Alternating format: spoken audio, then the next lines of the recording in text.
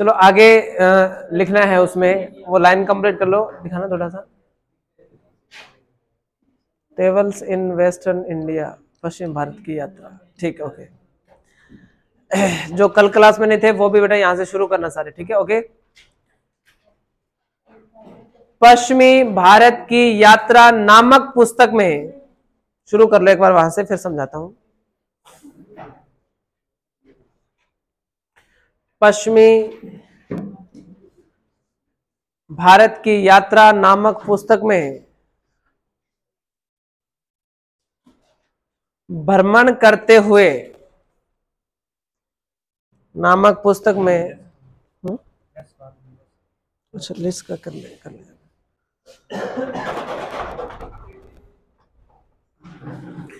पश्चिमी भारत की यात्रा नामक पुस्तक में भ्रमण करते हुए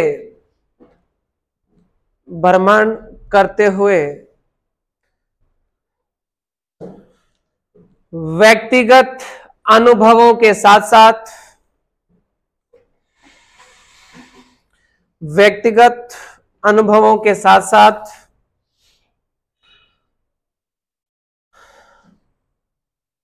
राजपूतों की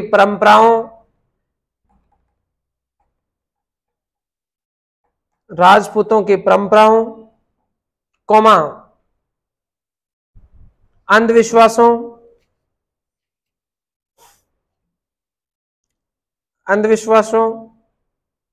कौमा आदिवासियों के जीवन,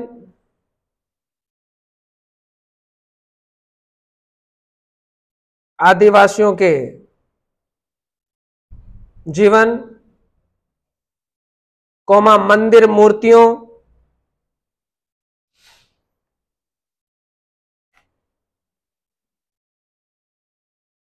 कौमा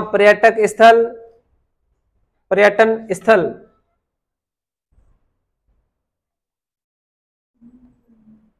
तथा अहमदाबाद, कौमा बड़ौदा का इतिहास लिखा।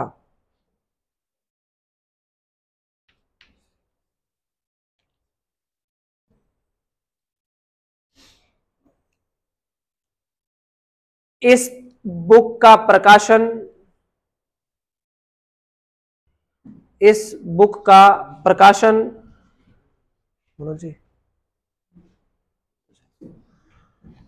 का प्रकाशन 1839 में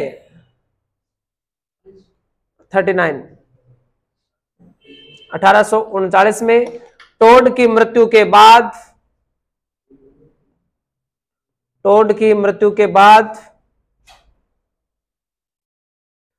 इसकी पत्नी ने करवाया।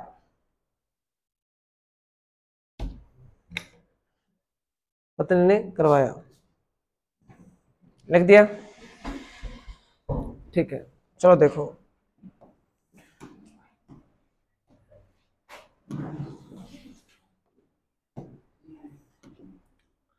इसमें आपको ध्यान से सुनो। अब हमारी जो हेडिंग थी वो थी क्या बेटा, कर्नल जेम्स टोड, ठीक है बेटा। सबसे पहले हमने थोड़ा रिपीट कर लेते हैं। सबसे पहले हमने इसका क्या पढ़ा था, जन्म कब हुआ था बेटा, 20 मार्च 1782 को हुआ था। इसकी मृत्यु कब हुई थी बेटा, 1835। कब हुई थी, वो जॉर्ज थॉमस थे बेटा, ठीक है। 1835 में इनकी मृत्यु हुई, ठीक है बेटा। अगला हमने पढ़ा कि कर्नल जेम्स टोड निवासी कहां का था बेटा, लिंकटन शहर था। और लिंकटन शहर कहां का था बेटा, वेल्स, या इसे क्या कह सकते हैं, यूके, यहां का ये निवासी था, ठीक है बच्चों। इसके बाद में ये कहां का पीए रहा था बेटा, ये 1818 से 1822 तक ये दो क्षेत्र थे, उदयपुर और दूसरा क्षेत्र कौन सा था, जोधपुर। इसके क्या रहे थे बेटा, ये पीए भी रहे थे, पॉलिटिकल एजेंट रहे थे। और इन्होंने क्या किया था बेटा, बीमारी का बहाना बनाकर और 1822 के अंदर क्या दे दिया था, अपने इस पीए पद से त्याग पत्र दे दिया था बहाना बनाकर, ठीक है। और एक आपको पता है कि ये जब वापस यहां से कहां जा रहे थे बेटा, इंग्लैंड जा रहे थे, तो ये कौन सा अभिलेख अपने साथ लेकर चले थे बेटा, मान मोरी। और इसमें मान मोरी जो शिलालेख है ये अपने साथ लेके चले थे। इसमें किसका इतिहास था बेटा, मेवाड़ का। ये भी पूछा जा सकता है, जो समुद्र में फेंका गया था उसमें किस रियासत का इतिहास था, मेवाड़ का इतिहास था। और नाव में भार बढ़ने के कारण इसको कौन से सागर में गिरा दिया था बेटा, इसने अरब सागर में, या अरब सागर या सागर में इसको गिरा दिया था, किसको, मानमोरी अभिलेख को। एक तो ये बात है। इसके बाद में हम क्या पढ़े कि उपनाम, बताओ भाई। हाँ, एक आ जाएगा राजस्थान इतिहास का पिता कहा जाता है, ठीक है बेटा। क्या कहते हैं इसको, राजस्थान इतिहास का पिता कहते हैं। और क्या कहा जाता है इसे, घोड़े वाले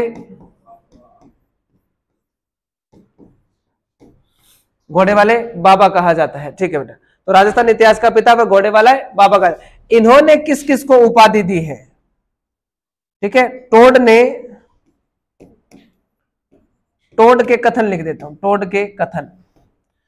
अब आपको यह भी कई बार प्रश्न आया है कि इसने गुरु शिखर को क्या कहा है। हाँ, तो गुरु शिखर को तो इसने कहा है संतों का शिखर। ये तो चलो बहुत अच्छी बात है, बहुत बार प्रश्नों में आता है ऐसा, संतों का शिखर कहा जाता है। लेकिन अब सुनो बेटा ध्यान से, आबू पर्वत, आबू पर्वत, और आबू पर्वत का प्राचीन नाम क्या है भाई, हाँ, आबू पर्वत ही।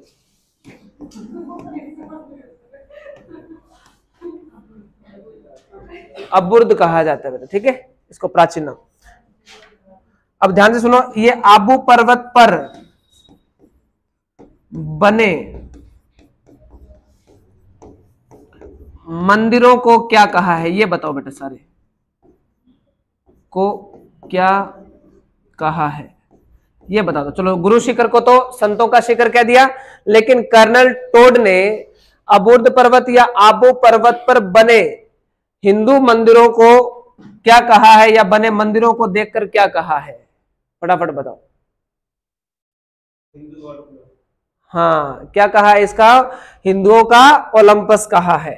अब मैं ये भी बताता हूं, इसको क्या कहा है बेटा इसने, हिंदुओं का ओलंपस, ये अलग है। वो पर्वत का चलो नाम है, वो ठीक है, एक बात है, ओलंपस पर्वत भी, लेकिन ओलंपस है क्या वास्तव में, ग्रीक व यूनानी देवता है, ग्रीक व यूनानी क्या, अरे तो यूनानी देवता है, ठीक है ना। अब देखो, वो आपने वो ओलंपिक में जीएस देवता जो है उनके पूजा का शुभारंभ हुआ था, जैतून हुआ था, ओलंपस पर्वत। हाँ, हो सकते हैं भगवान शिव के नाम पर लगभग भारत के जो पर्वतों के नाम है, महाबलेश्वर, ब्रह्मगिरी, है ना, अमरकंटक, कैलाश, ये सारे किसके नाम है, भगवान शिव के हैं। और भगवान शिव के नाम पर्वतों पर रखा गया, न कि पर्वतों के नाम पर शिव जी का नाम निकाला गया था। समझे मेरी बात को। ओलंपस ग्रीक व यूनानी देवता है, ठीक है बच्चों, और उन्हीं के नाम पर इस पर्वत का नाम क्या है, ओलंपस है। और इसी ग्रीक यूनान में खेले गए खेलों को अपने क्या कहते हैं, ओलंपिक कहते हैं, ठीक है। वो आगे आपका सब्जेक्ट आ गया। अब आगे यहां से मुझे वापस मुड़ जाना चाहिए बेहतर ये रहेगा। चलो लिखो आगे, समझेंगे बेटा। इसने किस किस को क्या कहा है, एक तो गुरु शिखर को इसने संतों का शिखर कह दिया, और आबू पर्वत पर बने मंदिरों को क्या कहा गया था बेटा, हिंदुओं का ओलंपस कह दिया गया। भी हिंदुओं के देवताओं का जो घर है, मतलब मंदिर है, ठीक है, ये तो हिंदुओं का है, और ओलंपस क्या है, ग्रीक व यूनानी देवताओं का। तो आप एक सुनो, ओलंपस यदि पर्वतीय है तो मंदिर को उसने पर्वत का है भारत में आके, भी अपने जो अपने आप कह रहे हो तो उसको ध्यान से सुनो, ठीक है, कोई बात नहीं, चलो जो हुआ सो हुआ, अच्छा हुआ, ठीक है, चलो लिखो। अब आपको दो बातें, अब अपने बात करने हैं किसकी, कर्नल जेम्स टोड की पुस्तक की बात करनी है।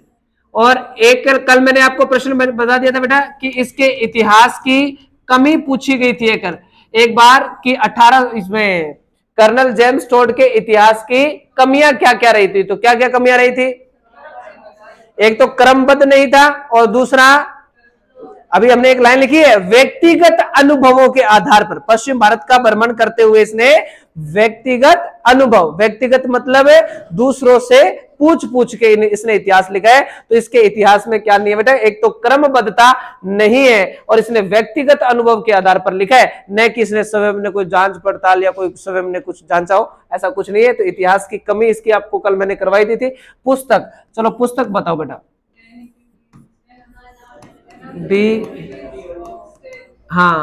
दी annals and antiquities of Rajasthan, ठीक है, ये इसकी किताब थी। अब हमने क्या पढ़ा, इस किताब के कितने भाग बेटा, दो भाग, कितने भाग है बेटा, दो भाग है, ठीक है। पहले भाग का प्रकाशन है 1829, दूसरे भाग का प्रकाशन है 1832 ईस्वी, ठीक है बेटा, पहले भाग का प्रकाशन 1829 में, ठीक है। इस भाग का प्रकाशन जो है इस पुस्तक का हुआ कहां पर, लंदन में। किसके द्वारा किया गया बेटा, जेम्स क्रुक के द्वारा इसका प्रकाशन किया गया। बस ठीक है, दो प्रश्न वो बनते। अच्छा, ये अपने जो पहला भाग है, ये अपना पहला खंड है, और ये कौन सा बेटा, दूसरा खंड है। तो कल मैंने आपको, अब तीनों में आपको अलग अलग बातें याद रखनी पड़ेगी कि ये बात जो है वो कौन से भाग में लिखी है। अच्छा, इसमें सबसे पहले इसने दो नाम दिए, annals and antiquities of Rajasthan जो है, इसमें एक तो कौन सा शब्द आ गया बेटा, राजस्थान, और एक इसने राजस्थान क्षेत्र के लिए शब्द प्रयोग में लिया है, रजवाड़ा। ये दो पढ़ लिए, ये एनाल्स एंड एंटिक्विटीज में है ये दो नाम।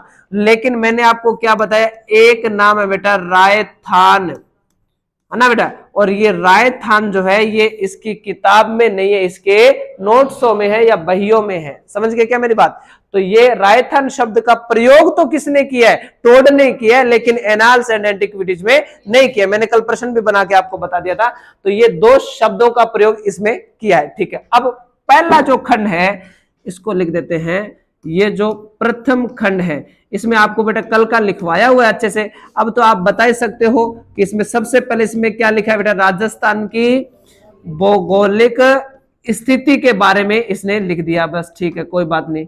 इसके बाद में इसने क्या लिखा है बेटा, इसने लिखा है, पढ़ के तो बिल्कुल ही नहीं है ना आप, ठीक है बेटा। तो इसका मतलब है भौगोलिक स्थिति, सामंती प्रथा और वीर भूमि, मेवाड़ का इतिहास लिखा है, और क्या लिखा है भाई, राजपूतों की वंशावली के बारे में भी इसमें ही इसने जिक्र किया है, ठीक है। ये तो बात आ गई किसकी, पहले खंड की। पहले खंड में इसने क्या क्या लिखा है। बात रही द्वितीय खंड की, द्वितीय खंड। अब द्वितीय खंड में इसने क्या क्या लिखा है बेटा, वो सारे नाम याद कर लेने आपको, जहां जहां पर राजपूतों का विस्तार था। एक लिख देते हैं मारवाड़, ठीक है, मारवाड़ से ये कहां गए थे, बीकानेर, और वैसे ये सारे आए कहां से थे, मेवाड़ से। सारे का मतलब ये है कि मारवाड़ में वो आपने सुना है ना कि जब ये बीकानेर और ये आए थे तब तो ये यहीं से भागा था, रणमल है, रणमल का पुत्र नहीं था क्या जोधा,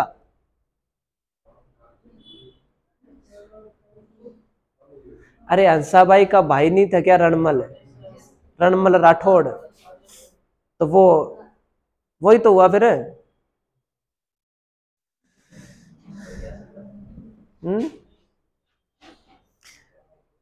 लाखा 80 वर्ष की आयु में, हाँ, तो लाखा विवाह करता है किसके साथ है, हंसाबाई। हंसाबाई कहाँ की थी, मारवाड़ की, और लाखा कहाँ का था, मेवाड़ का। तो हंसाबाई कहाँ आई, तो साथ में कौन आया दहेज के रूप में, रणमल, ये था, वो साथ में आया था, तो वो साथ में वो वहीं रहने लग गया।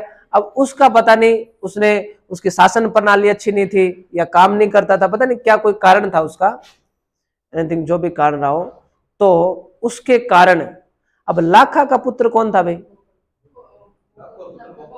मोकल, और मोकल का पुत्र था मेरे ख्याल से कुंभा। तो मोकल को ये कोई गुजरात जाते हैं, पता नहीं कौन सा युद्ध जीतने जाते हैं, तो 1433 की बात है जहां तक मुझे याद आ रहा है। तो वहां मोकल की कौन हत्या कर देते हैं? कौन?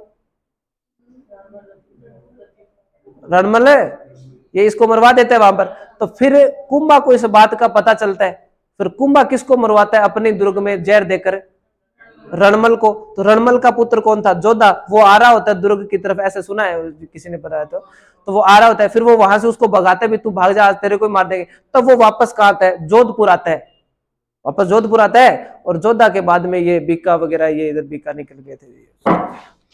द्वितीय खंड मारवाड़, बीकानेर, और दूसरा कौन सा? मेवाड़। मेवाड़ के बाद में हम लोगों ने कौन सा पढ़ा बेटा? जैसलमेर, जैसलमेर, और जयपुर वाला आमेर, और अगला कौन सा? हाड़ौती। इतना इतिहास इसने किस में लिख दिया बेटा? द्वितीय खंड में लिख दिया। अब इस किताब के दो नाम बताए मैंने आपको। कौन सी किताब के बेटा? The annals and antiquities of Rajasthan. तो इसका जो दूसरा नाम है, सेकंड नाम दिया किसने था बेटा? ये भी कल मैंने करवाया, कर्नल जेम्स टोड ने करवाया था, ठीक है। इसका दूसरा नाम, और दूसरा नाम था क्या? दी central and western Rajput state of India. ये बात हमने कर्नल टोड की यहीं तक पढ़ ली थी, ठीक है बेटा। इसकी दूसरी पुस्तक कब? 1839 में। अब इसका मतलब कर्नल टोड की जो मृत्यु हमने पढ़ी है वो तो 1835 में पढ़ी है बेटा। 39 में इसकी दूसरी पुस्तक का क्या होगा बेटा? ट्रेवल्स इन वेस्टर्न इंडिया, यही किताब थी इसकी, ट्रेवल्स इन पश्चिमी भारत की यात्रा। इस पश्चिमी भारत की यात्रा नामक कर्नल टोड की जो दूसरी पुस्तक है उसका प्रकाशन कब हुआ बेटा?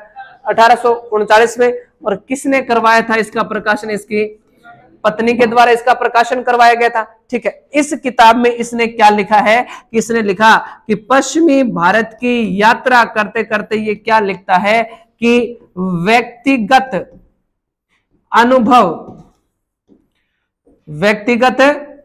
अनुभव के साथ साथ, अब देखो ध्यान से, ये राजपूतों की वंशावली इसने वहां पर लिख दिया बेटा, ठीक है। तो अब ये क्या लिखेगा? उनकी परंपरा, इनका जो अंधविश्वास है उसके बारे में लिखेगा, ठीक है। इसके बाद में मंदिरों के बारे में लिखा है,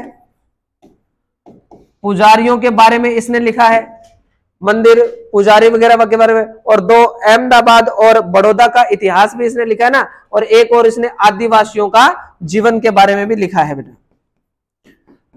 आदिवासियों के जीवन के बारे में भी इसने लिखा है। तो ये बातें किस में लिखी गई है? ट्रेवल्स इन वेस्टर्न इंडिया में। अब प्रश्न आपसे कैसे बनेगा?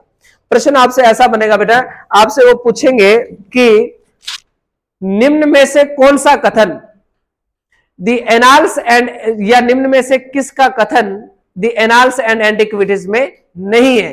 तो एनाल्स एंड एंटिक्विटीज नाम तो उसके यही है, तो ये सारी चीजें उसकी है। तो एक तो वो लिखेगा, ऑप्शन ए बनाएगा भौगोलिक स्थिति, दूसरा ये भी इंपॉर्टेंट है, दूसरा ऑप्शन बनाएगा सामंती प्रथा, तीसरे में बनाएगा वो आमेर का इतिहास। अब तीसरा ऑप्शन अपने अलग सा लगने लग गया ना, आमेर का इतिहास टोड ने थोड़ी लिखा है, ऐसा दिमाग में आएगा। और डी ऑप्शन में वो क्या डालेगा? राजपूतों की परंपरा। तो वंशावली और परंपरा हमें लगेगा कि भी एक जैसा है, तो ये कंफ्यूज कर सकते हैं। तो आपको ये ध्यान रखना है कि परंपरा जो है, राजपूतों की जो परंपराओं का उल्लेख है वो तो ट्रेवल्स इन वेस्टर्न इंडिया में किया गया है, न कि एनाल्स एंड एंटिक्विटीज में, ठीक है। उसका दूसरा नाम क्या है? तो यहां तक तो लिख लिया आप लोगों ने सारा, ये सारी बातें तो लिख ली बेटा 35 में। अब लिखो आगे।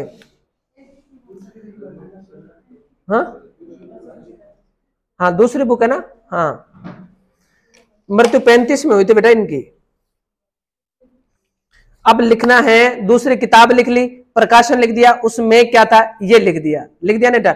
लिखो कर्नल टोड के उपनाम, कर्नल टोड के उपनाम, ये बहुत बार आते हैं। अब फिर चाहे दो यार,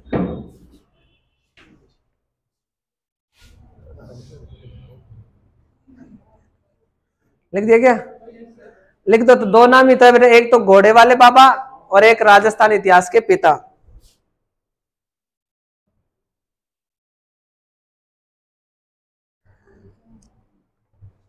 एक तो घोड़े वाले बाबा और एक राजस्थान इतिहास के पिता।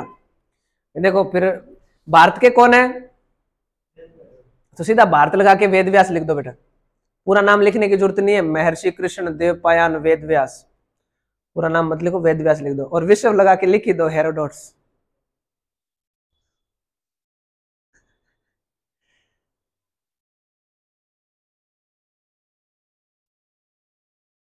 ठीक है, मिक्स तो नहीं हो गया ना?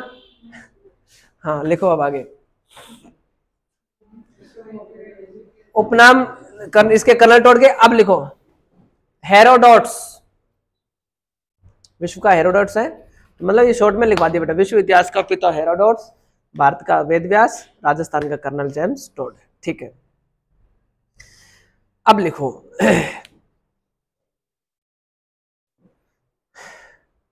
कर्नल जेम्स टोड ने, कर्नल जेम्स टोड ने, कर्नल जेम्स टोड ने आबू पर्वत पर बने, कर्नल टोड ने आबू पर्वत पर बने मंदिरों को, बने मंदिरों को हिंदुओं का ओलंपस, हिंदुओं का ओलंपस कहा है।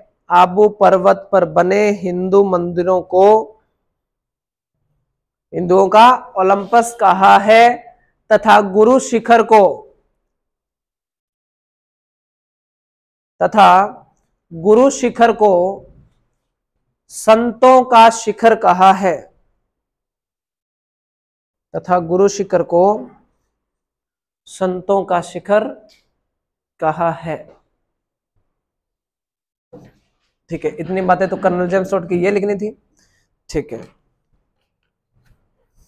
अब और क्या रह गया बेटा? इसके खुद के उपनाम करवाई दिए, इसके उपनाम हो गए। इसने किसको क्या क्या कहा है? हाँ, जितना समझाया उतना तो लिख लिया ना पूरे का पूरा। ये नहीं लिखा,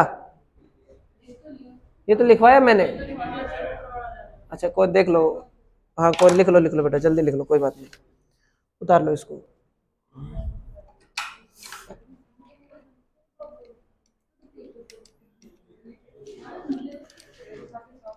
और वो जिन्होंने बेटा लिख लिया है योगेश, आप वो लाइन लिख लो बेटा, 1818 से 1822 तक लिखो। 1818 से देखो बेटा, नई लाइन से 1818 से 1822 तक। हाँ, 1818 से 1822 तक टोड उदयपुर तथा जोधपुर के पीए रहे।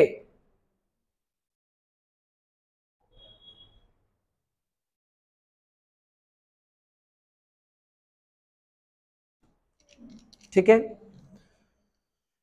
पुरानी बहियों में राजस्थान शब्द लिखी थी आपने, और जिसका शब्द पता है आपको अर्थ क्या होता है? शासकों का निवास स्थल। राजस्थान का लिखो बेटा, ये इंपॉर्टेंट प्रश्न बनता है। राजस्थान का शाब्दिक अर्थ कहीं लिख लो बेटा, ऐसे ऊपर नीचे कहीं भी जो आपको जगह मिल रही है। राजस्थान का शाब्दिक अर्थ होता है बेटा शासकों का निवास स्थल। पूछा जा सकता है ये। आज बस ये नामकरण पूरा कर दो, और कल ही फिर आपको नामकरण के 100% देंगे। ठीक है, क्या लिखा है? शासकों का, तो इतना ही लिखना था। कर्नल टोड के गुरु का नाम जैन यति ज्ञानचंद, जैन यति ज्ञानचंद, जैन यति ज्ञानचंद था।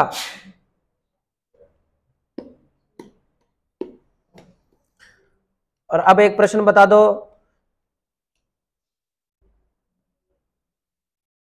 वह प्रथम इतिहासकार जिसने सामंती व्यवस्था ऑब्लिक जागीरदार व्यवस्था ऑब्लिक फ्यूडलिज्म जो पद्धति होती है उसका सबसे पहले इतिहास लिखा, कर्नल जेम्स टोड, क्योंकि सामंती प्रथा को ही जागीरदारी प्रथा कहते हैं, ठीक है, और उसको इंग्लिश में क्या कह देते हैं, फ्यूडलिज्म कह देते हैं, ठीक है। नई लाइन से लिखो। ऋग्वेद में राजस्थान के लिए, ऋग्वेद ब्रैकेट में लिख देना वैदिक काल, ऋग्वेद ऑब्लिक ब्रैकेट में लिखना वैदिक काल में राजस्थान के लिए ब्रह्मव्रत शब्द का प्रयोग किया गया, ब्रह्मव्रत शब्द का प्रयोग किया गया। रामायण में, नई लाइन से लिखना,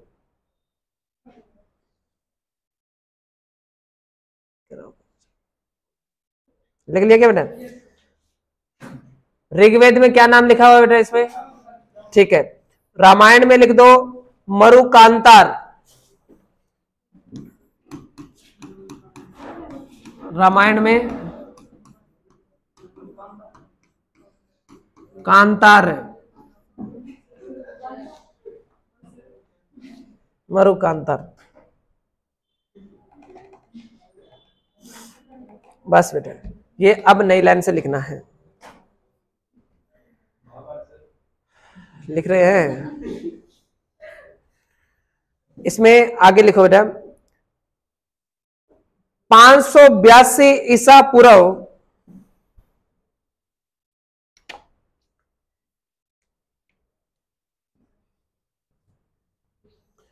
582 ईसा पूर्व प्राप्त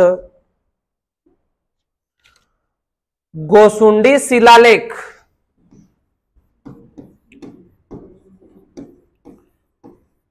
गोसुंडी शिलालेख लिखो तो सही, प्राप्त गोसुंडी शिलालेख ब्रैकेट में लिख दो उदयपुर, ब्रैकेट में लिख दो उदयपुर, जिसकी खोज श्यामल दास द्वारा, जिसकी खोज श्यामल दास द्वारा की गई, लेकिन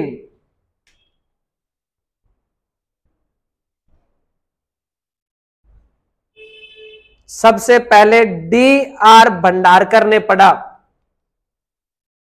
D.R. भंडारकर ने पढ़ा। ये सारे महत्वपूर्ण प्रश्न है।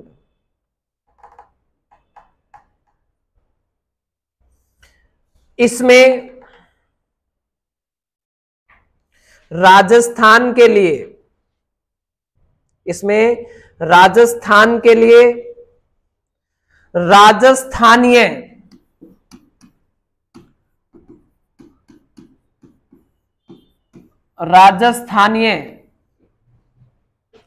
शब्द का प्रयोग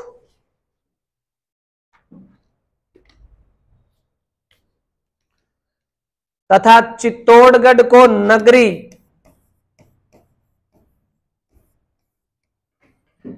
चित्तौड़गढ़ को नगरी कहा गया है।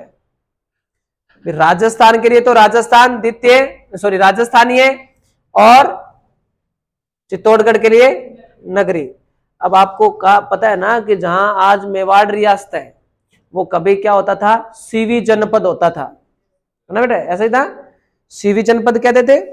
सीवी जनपद के भी कई नाम है, कीव भी कहते हैं सीवी को, सीवी जनपद है उसको कीव तथा शिव भी कहते हैं, कीव शिव शिवी एक ही नाम है। ओके, और ये प्रश्न आया हुआ है। अब सुनो कि वो कौन सा जनपद था बेटा, सीवी जनपद। सीवी जनपद की जो राजधानी थी ना वो मध्यमिका या मध्यमिका, और उसकी जो ये मध्यमिका या मध्यमिका है इसको वर्तमान में क्या कहते हैं, नगरी। और नगरी कहां पर स्थित होता है? चित्तौड़गढ़ में है। ठीक है, ये इतनी सी बात है। ओके, तो ये राजस्थानीय शब्द का प्रयोग हो गया। लिखो, यह खंडित शिलालेख है।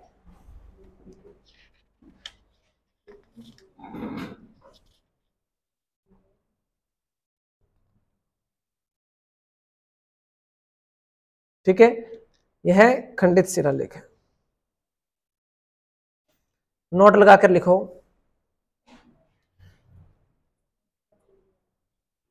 चित्तौड़गढ़ के खंड शिलालेख में भी,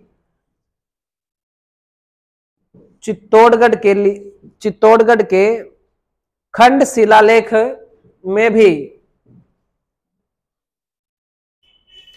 राजस्थानीय शब्द का प्रयोग किया गया है। फिर सारे ये जो नाम है बेटा, इनको रिपीट करवा दूंगा मैं आपको एक बार। राजस्थानीय शब्द का प्रयोग किया गया है।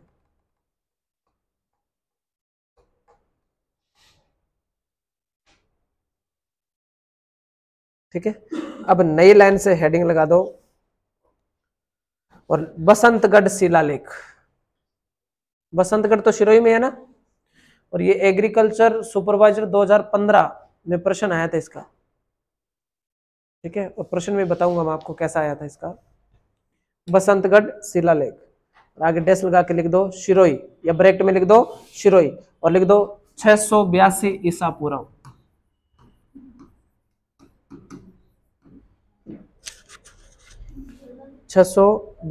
ईसा पूर्व। ठीक है, और कई जगह इसको 625 भी लिखा हुआ है, लेकिन जरूरी नहीं है, बस ये याद रखना है। लिख लिया क्या? क्या लिखा है? बसंतगढ़ शिलालेख सिरोही और 682 ईसा पूर्व का है। और लिख दो, यह खीमल माता मंदिर, यह खिम्मल माता, खिम्बल माता मंदिर पर उत्कीर्ण है। खिम्मल माता, हाँ सिरोही, ये मंदिर तो सिरोही में तो है, बसंतगढ़ सिरोही में, उसी पर तो है, तो फिर वही तो बसंतगढ़ में ये हुआ ना। अब ये प्रश्न आया था, बसंतगढ़ शिलालेख किस मंदिर की जो है दीवारों पर उत्कीर्ण है, या किस कहां पर है, किस मंदिर का संबंध जो है, ऐसा प्रश्न एग्रीकल्चर सुपरवाइजर में पूछा गया। तो उसमें खिम्मल माता नहीं नाम था, उसमें सिम्मल माता लिखा हुआ था इसको। तो याद रख लेना, ऐसा कोई, ऐसे कई बार ऐसा होता है ना, कई बार अलग अलग देवियां हो जाती है, खिम्मल और सिम्मल देवी अलग अलग हो जाती है, तो ऐसा नहीं है, उसमें खिम्मल माता की जगह सिम्मल माता भी लिखा हुआ था, तो इसका कोई दिक्कत वाली बात नहीं है, एक ही है, खिम्मल माता और सिम्मल माता। मैं राजस्थान के लिए, मैं राजस्थान के लिए उत्कीर्ण है, ठीक लिख दिया आपने, क्या लिखा है? खिम्मल माता मंदिर पर उत्कीर्ण है, या लिख दो इसमें, इसमें कर दो, इसमें मतलब इस शिलालेख में, इसमें राजस्थान के लिए, राजस्थान के लिए राजस्थानीय द्वितीय, या राजस्थान द्वितीय लिख लो, या राजस्थानीय द्वितीय शब्द का प्रयोग किया गया है।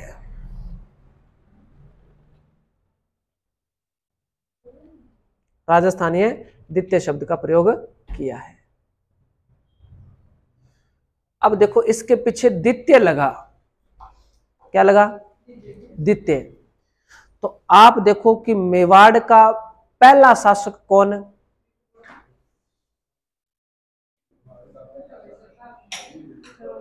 पहला राजा तो नहीं नहीं नहीं नहीं, इनका तो स्थान 13वां 14वां है।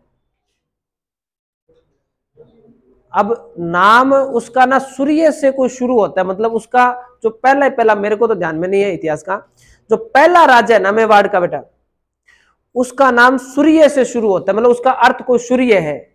इसलिए आपको पता होगा कि ये मेवाड़ के जो राजा थे ये सूर्यवंशी कहलाए थे। इनके झंडे पर भी सूर्य का चित्र अंकित था। बप्पा रावल ने जो पहले सबसे पहले सोने के सिक्के जो चलाए थे उस पर भी सूर्य का चित्र अंकित था, ऐसा शायद आपने पढ़ा होगा या मैंने ऐसे ही पढ़ लिया होगा कहीं। तो ये बातें वहां लिखी हुई है उस पर, तो इसका प्रतीक है। उसके बाद में कहा जाता है कि उसका 108वां वंशज, सॉरी मैं 15-16 तो क्या बोल रहा हूं, कि उसका 108वां वंशज तो ये लव और कुश थे। मेवाड़ के राजाओं की बात कर रहे हैं, उनका 108वां वंश जो था ना वो लव और कुश था। और लव और कुश के कोई 7-8 पीढ़ियां आगे और चलने के बाद में आया ये शिलादित्य। शिलादित्य और माता का नाम क्या? पुष्पावती, गुहिल की माता। गुहिल जो इसका संस्थापक माना जाता है मेवाड़ का, तो उसकी माता पुष्पावती। अब कहा जाता है कि इनके पुत्रियां थी, पुत्र नहीं था शिलादित्य के। तो आबू में कोई मंदिर है बेटा, पता नहीं कौन सी माता का मंदिर है, वहां पर जो है ये जो इसकी माता है पुष्पावती, ये कोई पूजा करने के लिए जाती है उस मंदिर में पुत्र प्राप्ति के लिए। तो कहा जाता है कि पीछे से कोई मेवाड़ पर भारी आक्रमण हुआ और आक्रमण में शिलादित्य और पूरी मेवाड़ जो थी ना ये ध्वस्त हो गई थी। मतलब भारी आक्रांताओं का इस पर क्या हो गया था? अधिकार। और पहले आपको पता है जैसे सती प्रथा है, पढ़ा होगा आप लोगों ने इसके बारे में। तो पहले जो ऐसा रूल होता था कि जो विधवा जो महिला होती थी वो ना तो अपने पिता के घर जा सकती थी, अब वहां पर दूसरी जाति का अधिकार, दूसरे लोगों का अधिकार हो गया, तो ना वो वहां जा सकती थी, उसको जंगल में या ऐसे जीवन यापन करना पड़ता था। तो उसको कोई एक स्थान है वहां पर एक कमला नामक कोई महिला रहती थी, वहां पर बूढ़ी बुजुर्ग महिला, वो उसके पास रहने लगी। फिर वहां एक पुत्र का जन्म हुआ जिसका लालन पालन है ना वो बेटा उसने गुफा में छुप कर किया था, लोगों को न पता चल जाए। तब उसका नाम गुहिल का मतलब ही गुफा होता है, तब उसने उसका नाम क्या रखा? गुहिल रखा। तो गुहिल के पिता का नाम क्या है? शिलादित्य है। तो फिर उसकी माता की तो मृत्यु हो गई बेटा, किसके? गुहिल की। तो उसका लालन पालन किसने किया? उस कमला नामक महिला ने किया। और महिला ने किया ना तो बेटा उसने महिला ने कहानी सुनाई किसको? गुहिल को, कि भी तेरी माता ये थी, तेरा पिता वहां का राजा हुआ करता था, या ऐसे ऐसे करके तू उनका पुत्र है, ऐसा करके बताया। तो फिर ये जो गुहिल है ये मेवाड़ आया। इसने भील जनजाति के जो लोग थे उन पर विदेशियों ने जो कर लगा रखे थे, इन्होंने कहा कि मैं ऐसा ऐसा करके उनका पुत्र हूं और मेरे को ये बात पता चली है, आप मेरा साथ दो, अपने इनको यहां से निकाल देते हैं और आपसे मैं जीवन भर कभी भी कर नहीं लूंगा, जीवन भर आपसे क्या नहीं लूंगा? टैक्स नहीं लूंगा। तब इनके साथ वो लोग जुड़ गए थे। बाद में इसके कोई तीसरी चौथी जो पीढ़ी आएगी गोयल की, वो तो इसको मतलब इस रूल को तोड़ देते, उसने कर लगाना शुरू कर दिया था बेटा, ठीक है। फिर उसने भीलों ने मार दिया था उसको, ऐसे कोई कहानी है। तो ये गुहिल के पिता शिलादित्य थे। तो ये अब राजस्थानीय द्वितीय शब्द का जो प्रयोग मिल रहा है ना अपने को, तो ये जो काल समय किसका है? ये शिलादित्य का समय है। तो लिखो ये लाइन, यह शिलालेख शिलादित्य के समय का है। यह जो शिलालेख है यह शिलादित्य के समय का है। तभी तो उसको पुत्र जो गुहिल है उसको गुहादित्य भी तो कहते हैं ना बेटा, ये तो पढ़ा ही होगा आपने इतिहास में, या है नहीं है आपके? अच्छा, आपके तो कोई 2-3 राजा ही है ना बस। कितने? 5-6 राजा होंगे बस, ज्यादा से ज्यादा।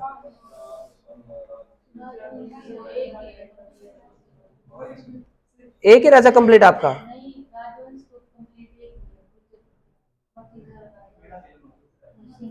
सिंगल, हाँ ठीक है। ओके, अब ये आपका हो गया बेटा कंप्लीट। लिखो अन्य ग्रंथ, फिर मैं रिपीट करवाऊंगा, फिर आगे नहीं पढ़ेंगे इससे। अन्य ग्रंथ मतलब 2 ग्रंथों के और नाम लिख लो बेटा जिसमें राजस्थान के नामकरण से संबंधित जानकारी मिलती है। शॉर्ट में लिख लो, मुहणोत नैणसी, मुहणोत नैणसी, मुहणोत नैणसी, आगे डेस लगा के लिख दो, नैणसी विख्यात। इनका ग्रंथ तो यही है ना बेटा, नैणसी विख्यात। नंबर 2 लिख दो, वीर भान, इनका ग्रंथ है राजरूपक।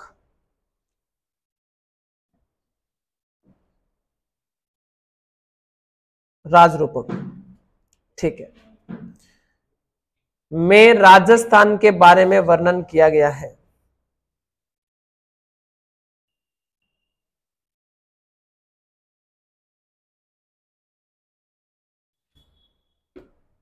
ठीक है, और ये जो लाइन मैंने लिखवाई है बेटा, ये आई है एलएसए ले, ये जो पशुधन सहायक होते हैं ना बेटा, डांगर डॉक्टर जिसको कहते हैं अपने, तो ये 2016 में उसका पेपर हुआ था एलएसए का। आपको कहते हैं? देखो उनका नजरिया आपके प्रति कोई और होगा भाई, मैं तो ऐसा आपको नहीं कहता। और दूसरा 21 अगस्त 2016 को भी एक पेपर हुआ है। इन दोनों पेपरों के अंदर ये सेम प्रश्न आया है, और प्रश्न ये आया था कि राजरूपक जो ये ग्रंथ है जो वीर भान ने लिखा है, ये किस मारवाड़ के किस शासक के समय में लिखा गया था और किसने लिखा था? तो इसका पूरा नाम था रत्नोच्चारण कवि वीर भान। तो ये नोट लगाकर ये बात लिखो, आया हुआ प्रश्न है बेटा ये। राजरूपक नामक ग्रंथ की रचना, राजरूपक नामक ग्रंथ की रचना, राजरूपक नामक ग्रंथ की रचना जोधपुर के महाराजा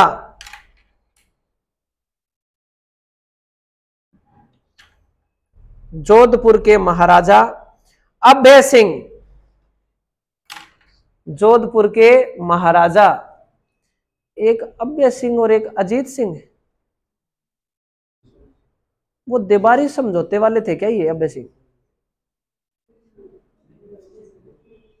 देबारी समझौता याद है क्या? जयपुर का सवाई जय सिंह,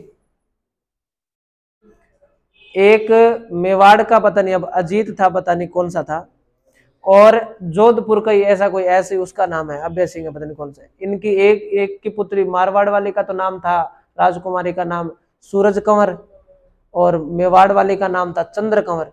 देबारी समझौता हुआ था कि इन दोनों राजाओं ने अपनी दोनों पुत्रियों का विवाह जय सिंह के साथ किया था। यह समझौता है देबारी समझौता, ठीक है। तो क्या पता वो है या और है, कोई पता नहीं मेरे को इसका, ठीक है।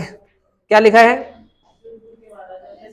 अभी? ये है ही ऐसा इतिहास, अब इसका क्या याद रहे? हाँ क्या? हाँ पवन बताओ बताओ, सुबह से लिख रहे हो, बता दो।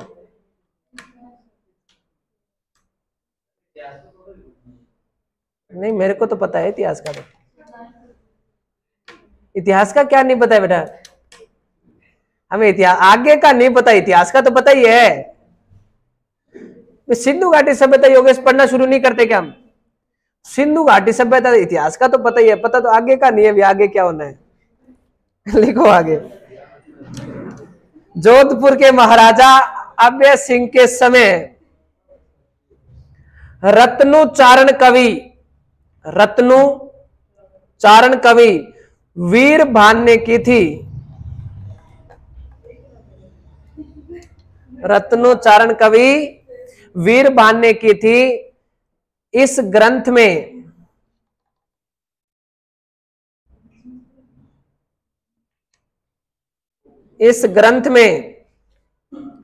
अभय सिंह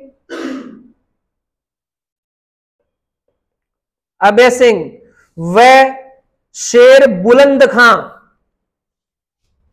अभय सिंह व शेर बुलंद खां के मध्य हुई अहमदाबाद की लड़ाई का वर्णन मिलता है।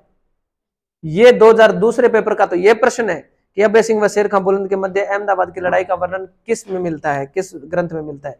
तो ये तो दूसरा प्रश्न है, और ऊपर वाला किसने की थी वो अलग प्रश्न है।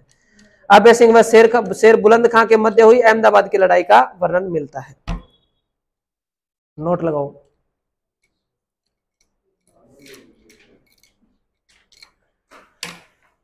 ब्रिटिश काल में राजस्थान के इतिहास, सारे के सारे प्रश्न आपको मैं कल जो देंगे ना टेस्ट, जो इसके 100 प्रश्न देने हैं, ये पूरा करना है आज। बस थोड़ी 5-7 लाइनें बची है, ये पूरा। हाँ मैं आपको 100% या 50% इसके दूंगा नामकरण के, ठीक है। उसमें आपके 3 चीजें आएगी, कल जो मैं प्रश्न देने वाला हूं आपको उसमें 3 चीजें आएगी। पहली चीज, जो मैंने आपको नामकरण लिखवाए हैं ये वाले, ठीक है। और इससे पहले मैंने आपको छुट्टियों से पहले भी राजस्थान के जिलों के उपनाम याद करने दिए थे, वो तो आपको याद ही करने थे। वो उसके पीछे प्राचीन नाम लिखे हुए इतना, उसमें व्यक्तियों के भी नाम है, वो एक बार इस टेस्ट में नहीं आएंगे, भूगोल वाला पार्ट आएगा। तो प्राचीन नाम है और आकृतियां भी है उसमें, 4-5 जिलों की तो आकृति है, उदयपुर की ऑस्ट्रेलिया के समान है, सोफे के समान हनुमानगढ़ है, ये 4-5, ठीक है। तिलक के समान कौन सा है, राजसमंद है, प्याली नुमा, बस ये। तो ये जो उसमें आकृतियां थी, प्राचीन नाम थे, और नामकरण जो है, इसके जितने ज्यादा से ज्यादा प्रश्न बन सकेंगे, मैं 70 प्रश्न कल आपको देने वाला हूं इस टॉपिक के। उसको क्लास में तो मैं नहीं करवाऊंगा आपसे टेस्ट, क्योंकि फिर यहाँ तो टाइम 1-1.5 घंटा ऐसे लग जाएगा, आप ले जाना उसको। और नेक्स्ट आते मैं 5 मिनट अगले दिन, क्योंकि पहले दिन निशान लगा के दे दूंगा तो फिर आप इतनी ज्यादा अच्छी प्रैक्टिस नहीं होगी आपकी। पहले दिन निशान नहीं लगाऊंगा, पहले दिन आप उसको ले जाना, अच्छे से पढ़ना, अगले दिन उसके उत्तर में लगवा देना। हर टॉपिक के मेरे को याद करवाते रहना, मैं आपको लगातार साथ साथ में प्रश्न देता रहूंगा। देखो कहां तक लिखा है, ब्रिटिश काल में राजस्थान के इतिहास लेखन का सर्वप्रथम प्रयास,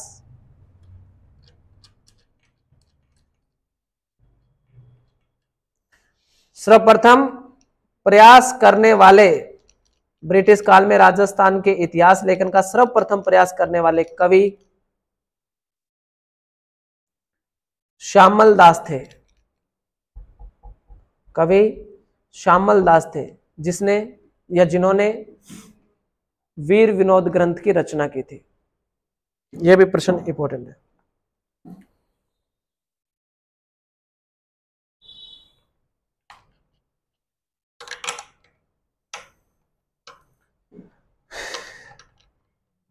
ओके, नहीं 5-7 लाइनें पढ़ी है बेटा, अभी फाइनली अपने वो 2-3 लाइनें और है, सारी इंपॉर्टेंट लाइनें, फर्स्ट टॉपिक है, सब के सब महत्वपूर्ण प्रश्न है। इसके बाद में उपनाम वाला जो पार्ट है वो करवाऊंगा, उसके बाद में फिर स्थिति पर आएंगे अपने, ये राजस्थान की स्थिति क्या है। स्थिति के बाद में तो बस एक टॉपिक बचेगा अपना, कौन सा, राजस्थान के भौतिक प्रदेश, बस कंप्लीट, ठीक है। अब आप ऐसे बोलोगे कि सर नदियां रह गई, जलवायु रह गई, कृषि रह गई, उद्योग रह गए, उद्योग तो रह ही गए, हाँ मैं कह रहा हूं। तो अब मेरी बात सुनो, सारी चीजें भौतिक प्रदेश वाला डिटेल से, पूरा डिटेल से टॉपिक अगर हम लोग सब समझते हैं तो कहीं भी किसी भी टॉपिक में कोई समस्या नहीं आएगी, क्योंकि इससे पहले हमने भारत का पढ़ा है। तो सीधी सी बात है बेटा, आप देखो भारत, अब जब राजस्थान के उद्योग शुरू करेंगे तो आपको लगता है उद्योगों का वर्गीकरण हमें दोबारा पढ़ना पड़ेगा? कोई जरूरत नहीं है, वर्गीकरण तो सेम ही रहेगा। अब रहेगा क्या कि राजस्थान में प्रथम, बड़ी या नवीनतम, कौन कौन सी फैक्ट्रियां कहां ज्यादा है, कौन से नए पार्क बनाए गए, वो सारे प्रश्न तो मैंने शायद पहले आपको दे रखे हैं राजस्थान के, समझाना मेरा बाकी है तो मैं समझा दूंगा, डोंट वरी। टॉपिक आपका सिलेबस हो जाएगा, बस अब जल्दी से लिखो। एक टॉपिक में टाइम लगेगा 4-5, ज्यादा से ज्यादा 6-7 दिन लग सकते हैं, उससे भी डिटेल से पढ़ेंगे तो ज्यादा से ज्यादा 10 दिन है, क्योंकि भौतिक प्रदेश को बहुत ही डिटेल पढ़ना है अपने को। एक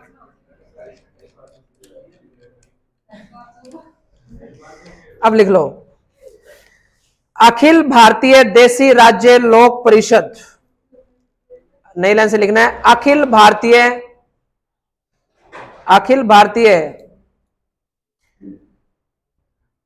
देशी राज्य लोक परिषद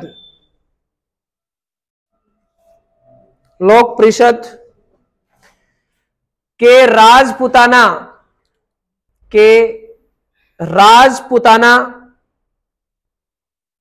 प्रांतीय सभा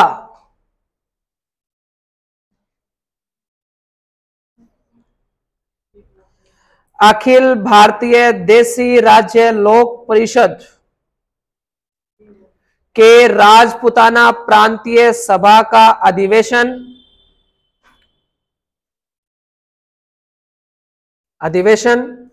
9 सितंबर 1946 को हुआ। 9 सितंबर 1946 को हुआ। इसमें नेहरू जी ने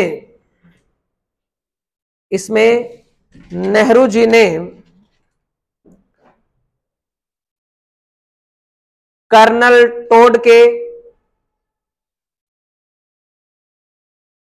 टोड के राजस्थान शब्द को प्रयोग में लिया। 9 सितंबर 1946 को इस प्रांत के लिए फाइनल कौन सा नाम हुआ? राजस्थान। और कई उससे पहले इसको राजपुताना भी तो कहते थे। एक राजपुताना जहाज भी पूछा गया है क्या आपसे कभी? नहीं। अब तो इतना आप लोगों का वो पेपर इतनी बार पढ़ लिया है, तो ऐसा तो नहीं है कि इसमें आपका या तो 18 वाला है। पक्का? ठीक है। अब सुनो, आपसे पूछा गया कि महात्मा गांधी ने इंग्लैंड से, दक्षिणी अफ्रीका से इंग्लैंड या ब्रिटेन का दौरा करते हुए रास्ते में एक पुस्तक लिखी थी, हिंद स्वराज नामक पुस्तक। और ये पुस्तक आपके पेपर में 18 वाले में पूछी गई है। ये जो किताब है ना बेटा, हाँ, 18 वाले पेपर में हिंद स्वराज नामक जो पुस्तक है ना बेटा आपकी, वो पूछी गई है कि हिंद स्वराज नामक जो पुस्तक है वो किसकी लिखी गई है। तो ये याद रख लेना, गांधी युग आपके है और यही प्रश्न सबसे ज्यादा पूछा जाता है। 18 वाले में आपके फाइनली ये प्रश्न आया हुआ ही है, इसमें कोई डाउट नहीं है। हाँ, ये तो बता रहा हूं, 18 वाले में आया पर पक्का है। तो अब आपको याद रखना है कि ये कौन से जहाज से गए थे। पहले तो यहां से राजपुताना जहाज आप लोगों के लिए इंपॉर्टेंट रहेगा। ये बात है 1909 और 1910 की। 1909 1910, क्योंकि ये 1893 में दक्षिण अफ्रीका जाते हैं और 1915 में आते हैं वापस, है ना। इतने दक्षिण अफ्रीका में रहते थे। वहां से जब इंग्लैंड गए थे तो उस रास्ते में इन्होंने हिंद स्वराज नामक पुस्तक लिखी थी, ये याद रखनी है। तो क्या लिखा है? अखिल भारतीय देशी राज्य लोक परिषद के राजपुताना प्रांतीय सभा का अधिवेशन कब हुआ था? 9 सितंबर 1946 को। और इसमें नेहरू जी ने कौन सा नाम प्रयोग में लिया? आसान। इसके बाद यह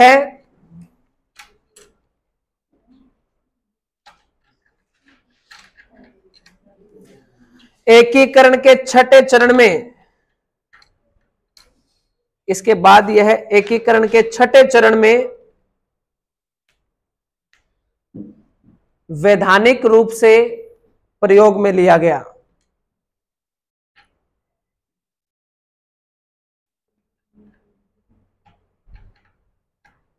वैधानिक रूप से प्रयोग में लिया गया 26 जनवरी 1950 को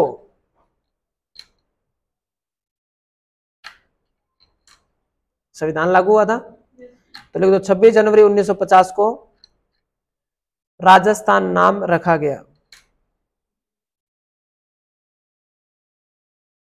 राजस्थान नाम रखा गया तथा बी श्रेणी का दर्जा मिला, तथा बी श्रेणी का दर्जा मिला।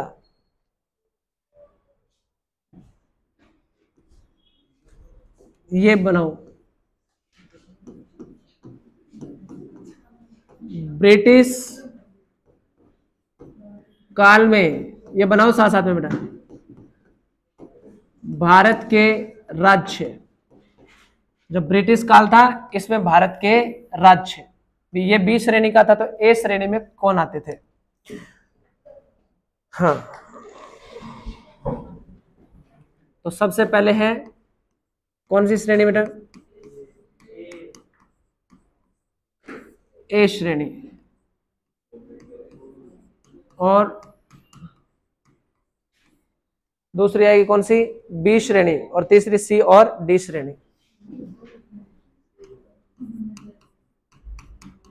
सी श्रेणी और डी श्रेणी। ठीक है बेटा। तो सबसे पहले में आते थे ब्रिटिश प्रांत। ए श्रेणी में कौन आते थे बेटा?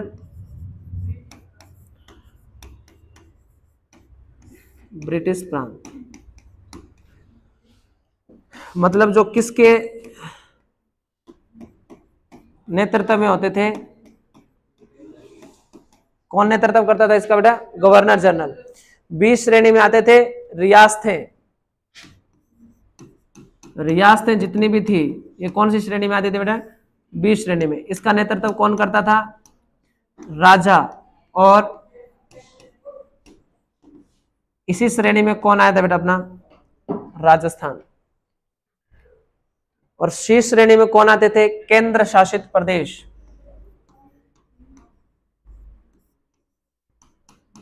केंद्र शासित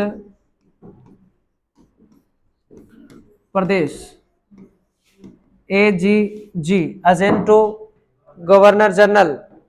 किसके नेतृत्व में होते थे ये? एजेंटो गवर्नर जनरल। 1857 की क्रांति के समय कौन थे AGG? Patrick Lawrence. कब आया AGG का पद? 1832 में। मुख्यालय अजमेर। फिर गर्मियों में कहा ट्रांसफर? माउंट आबू। ठीक है अजय। और इस समय ये कितने थे बच्चों? 4। लिखो ए से था कौन? अजमेर मेरवाड़ा, ये राजस्थान का एकमात्र था बेटा, अजमेर मेरवाड़ा। पढ़ते ना इतनी 19 रियासतें, कितने ठिकाने और एक केंद्र शासित प्रदेश। बी बलूचिस्तान,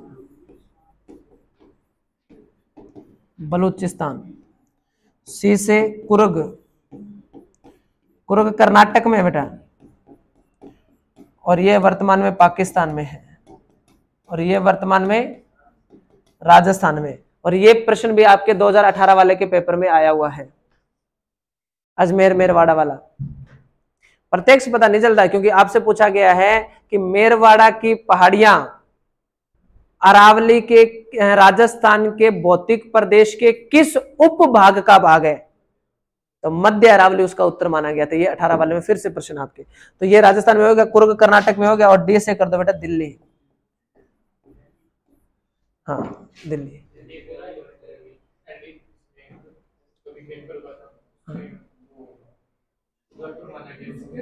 किसका? केंद्र शासित प्रदेश AGG का, कोई बात नहीं देख लेंगे। और डीप श्रेणी में लिख दो बेटा अर्जित प्रदेश। योगेश बाद में बताना बेटा, इसको देख लेंगे। डी श्रेणी में कौन से? अर्जित जो किए हुए शहर होते थे, अर्जित प्रदेश लिख लो। जैसे अंडमान निकोबार द्वीप समूह अर्जित प्रदेश होते थे। कई द्वीपों पर, कहीं पर फ्रांसीसियों का अधिकार होता था, कहीं पर किसी और देश का अधिकार होता था, उनसे अर्जित प्रदेश जो होते थे वो अर्जित प्रदेश, जैसे अंडमान निकोबार द्वीप समूह। तो ये आपका जो नामकरण वाला जो पार्ट है ये तो आपका कंप्लीट है। पढ़ो इसको एक बार फटाफट। कितने बजे छोड़ दिए? कितनी होगी? ठीक।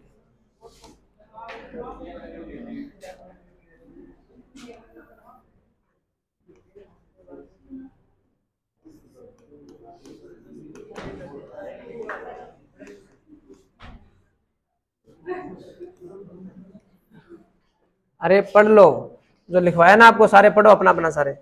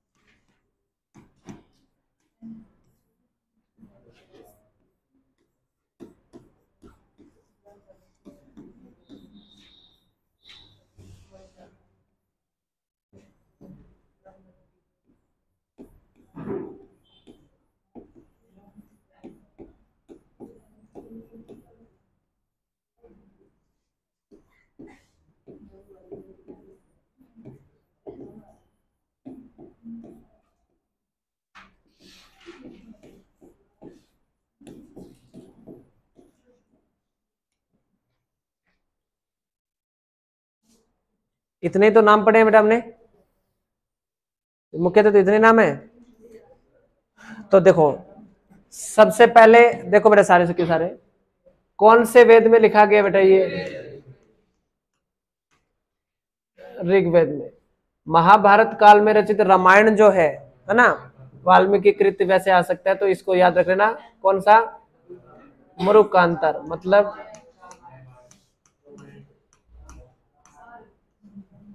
ठीक है बेटा। और राजपुताना शब्द का प्रयोग किसने किया?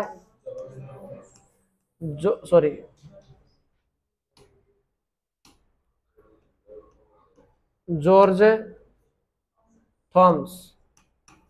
और किसकी पुस्तक में पता चलता है बेटा इस बात का? William Franklin. और पुस्तक कौन सी है बेटा इसकी? हाँ, और हिंदी में नाम क्या है? श्री जॉर्ज थॉमस का सैन्य स्मारक। ठीक है, जो तो ये आप लोगों को पता चलना चाहिए। ठीक है, अच्छा, जॉर्ज थॉम का कहाँ का निवासी था? आयरलैंड। ठीक है बच्चों। और राजस्थान में सर्वप्रथम कहाँ आया? शेखावाटी में। मृत्यु कहां पर हुई? बीकानेर में इसकी मृत्यु हो गई थी। ठीक है, और कहां का अंग्रेजी कमांडर था बेटा ये? ग्वालियर के, हाँ, दौलत राव सिंधिया। ठीक है, अच्छा, विलियम फ्रैंकलिन की पुस्तक का जो प्रकाशन हुआ वो कब हुआ? 5 में। किसके काल में? Lord Wellesley. और लॉर्ड वेलेजली को क्या कहते हैं अपने? हाँ, बंगाल का शेर कहते हैं। ठीक है, तो ब्रिटेन का शेर किसे कहते हैं? जनरल डायर को। किसको कहते हैं? जनरल डायर को। ठीक है, बाकी तो अब देखो ये कौन सी पुस्तक में लिखा गया? कौन सी पुस्तक में लिखा गया बेटा? The annals and antiquities of Rajasthan में। इस पुस्तक का दूसरा नाम क्या है? The central and western Rajput state of India. ठीक है, इसके कितने भाग हैं? पहले भाग का प्रकाशन है, दूसरे भाग का प्रकाशन है 1832 में। कहां पर हुआ? किसके नेतृत्व में हुआ? जेम्स क्रुक के नेतृत्व में हुआ। ठीक है बच्चों, कर्नल जेम्स टोड ने। ठीक है, रायथान शब्द का प्रयोग भी किसने किया है? कर्नल जेम्स टोड ने। अच्छा ठीक है बेटा, कर्नल जेम्स टोड की दूसरी पुस्तक कौन सी है? The travels in western India, पश्चिमी भारत की यात्रा। और रायथान शब्द का प्रयोग इसने किसमें लिखा है? अपनी पुरानी बहियों में, इसमें इसका जो है नोट्स में रायथान शब्द का प्रयोग किया है। अब हमने इंपॉर्टेंट प्रश्न बनाने के लिए एक बात पढ़ी कि इसका शाब्दिक अर्थ क्या होता है? शासकों का निवास स्थान। शासकों का निवास स्थान, इस रायथान शब्द का क्या होता है बच्चों? शाब्दिक अर्थ होता है। ठीक है, इसके जो पहला खंड है बेटा इसका दी एनाल्स एंड एंटिक्विटीज का, पहले भाग में क्या क्या लिखा हुआ है? भौगोलिक स्थिति, सामंती प्रथा, मेवाड़ का इतिहास और राजपूतों की वंशावली। दूसरे खंड में क्या क्या लिखा हुआ है? जैसलमेर, मारवाड़, बीकानेर, हाड़ौती, आमेर का इतिहास और मेवाड़ का इतिहास है, इसमें भी लिखा हुआ है। ठीक है, इसके बाद में हमने पढ़ा कि दी ट्रेवल्स इन वेस्टर्न इंडिया जो है, इसकी यात्रा करते समय इसने व्यक्तिगत अनुभवों के आधार पर राजपूतों की परंपरा, अंधविश्वास, आदिवासियों के जीवन, मंदिर, पुजारियों और अहमदाबाद और बड़ौदा का इतिहास लिखा था कर्नल जेम्स टोड ने। इसके गुरु का नाम क्या था? जैन यति ज्ञानचंद था, निवासी लिंगटन वेल्स यूके का ये निवासी था। जन्म 20 मार्च 1782 को, मृत्यु 1835 में। ट्रेवल्स का जो प्रकाशन हुआ इसकी पत्नी ने इसकी मृत्यु के बाद 1839 में करवाया था। ठीक है बेटा। आगे है गोसुंडी शिलालेख 582 ईसा पूर्व, कहां से मिला? उदयपुर से। वर्तमान में कहां है? उदयपुर संग्रहालय में ही है। ठीक है बेटा। तो राजस्थानीय द्वितीय जो है ये मिला किसको था? सॉरी, ये जो गोसुंडी शिलालेख है ये खोजा किसने था? श्यामल दास ने। सबसे पहले पढ़ा किसने था? डी.आर. भंडारकर ने इसको सबसे पहले पढ़ा। इसमें किस नाम का उल्लेख मिलता है? राजस्थानीय द्वितीय। दूसरा, खीमल माता मंदिर बसंतगढ़ सिरोही से जो 682 ईसा पूर्व का जो अपने को शिलालेख मिला है, जो कि किसके काल का है? शिलादित्य के काल का है। उसमें राजस्थान के लिए हमें राजस्थान द्वितीय शब्द का प्रयोग जो है वो किया गया है। और वीर भान द्वारा रचित ग्रंथ और मौनोत नैन्सी का कौन सा भाई? नैन्सी विख्यात और वो राजरूपक, दोनों में ही राजस्थान के बारे में उल्लेख किया गया है। और जो वीर भान का राजरूपक ग्रंथ है उसमें जोधपुर के महाराजा कौन भाई? अभय सिंह के काल में इसकी रचना हुई थी। और अभय सिंह ने ये जो है एक शासक, गुजरात के शासक था कौन? बुलंद खां, शेर बुलंद खां के मध्य दोनों का जो अहमदाबाद में युद्ध हुआ था उसका भी उल्लेख मिलता है। और अंग्रेजों का जब काल था, ब्रिटिश काल जो था, उसमें राजस्थान इतिहास लिखने का जो सबसे पहले प्रयास किया था वो किसने किया था भाई? श्यामल दास ने किया था, जिसकी जो ग्रंथ है वो कौन सा है? वीर विनोद ग्रंथ है। और फिर राजस्थान के लिए फाइनली कौन सा नाम लिया गया? राजस्थान शब्द का प्रयोग किया गया। और उसके बाद में 26 जनवरी 1950 को जब हमारा आजाद हुआ देश, जो संविधान लागू हुआ था, उसमें फाइनली राजस्थान नाम रखा गया। और एक हमने विशेषता पढ़ी थी कि जो ये राजस्थान को 20 श्रेणी का दर्जा दिया गया। और 20 श्रेणी के साथ साथ हमने पढ़ा कि कितनी श्रेणियां होती थी ब्रिटिश काल में? 4, A, B, C और D, ये 4 श्रेणियां होती थी। पहली श्रेणी में तो इनके कौन से प्रदेश आते थे? ब्रिटिश प्रांत आते थे। ठीक है। और दूसरा इसमें रियासतों वाले आते थे। तीसरे में केंद्र शासित प्रदेश, चौथे में अर्जित प्रदेश आते थे। अच्छा, ब्रिटिश जो प्रांत होता था उसका नेतृत्व गवर्नर जनरल करता था। ठीक है बेटा, ब्रिटिश प्रांतों का।